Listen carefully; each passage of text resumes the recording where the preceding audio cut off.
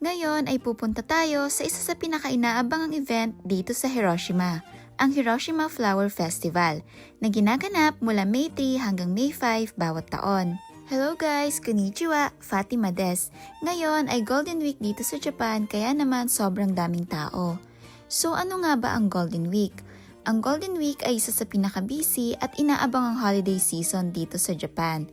Karaniwan itong nagsisimula tuwing April 29 na tinatawag na Showa Day. Pagkatapos niyan, sunod naman ang Constitution Memorial Day tuwing May 3.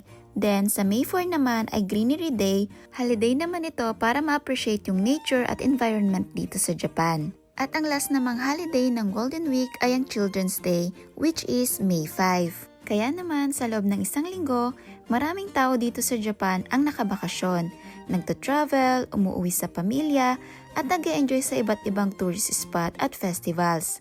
Bukod nga sa Flower Festival, meron ding Fireworks Festival, Food Festival, at iba't ibang spring events sa iba't ibang lugar dito sa Japan. Pero depende pa rin naman yan sa company na pinagtatrabahuan mo, kasi may mga company din talaga na walang Golden Week. Medyo sad nga lang pero at least may sahod naman. Kaso nga lang, iba pa din kung nag-i-enjoy ka talaga dito sa Japan. Meron kang maikukwento pag umuwi ka ng Pinas. Kaya ako, sobrang happy ko ngayon kasi nga, ngayon ko lang talaga nasa-celebrate ng ganito ang Golden Week. Sa dati ko kasing work, wala kaming mga holiday. Nakakaawa nga sa part na nag-work ka tapos yung mga kakilala mo, kanya-kanyang post sa mga social media ng mga travels nila, ganon. Yung tipong pusturang-pusturo yung mga kakilala mo tapos ikaw nagmumusmus ka ng labanos. Di ba nakakalungkot? Anyway, past is past at mas mahalaga yung ngayon. At alam nyo ba, isa din talaga sa mga favorite kong part kapag ganitong festival or matsuri dito sa Japan ay ang napakahabang stall ng iba't ibang klase ng Japanese street foods gaya nitong grilled kaki or talaba. Sobrang sarap na sarap talaga ako dito, lalo na pag may lemon, grabe. Naglalaway pa rin ako habang nag-voice over. Meron din ditong grilled seafoods, fries, yakisoba, karage at marami pang iba. Kahit talaga busog kang pumunta, gugutumin ka sa iba't ibang klase ng masasarap na amoy na maaamoy mo. And guys, ikakat ko muna yung voice over para ma-appreciate nyo yung mga performance nila.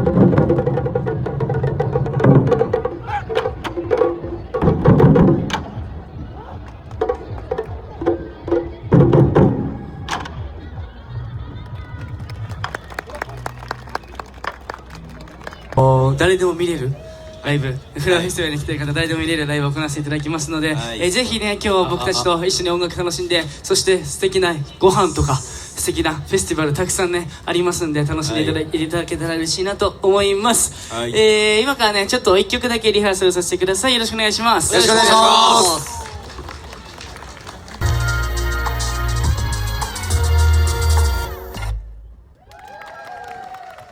So ayun lamang po, thank you so much guys for watching. Mata ne!